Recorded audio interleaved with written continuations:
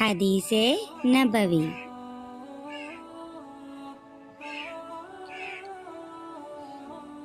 من نفس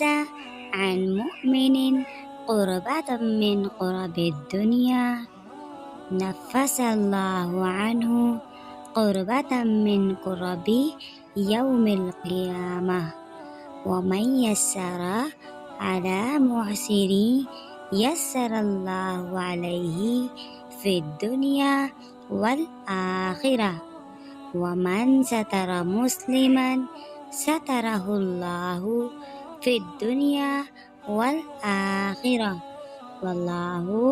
في عون العبد ما كان العبد في عون أخيه۔ ترجمہ: جو شخص کسی مسلمان کو دنیاوی مصیبت سے چھڑائے، اللہ تعالیٰ اس کو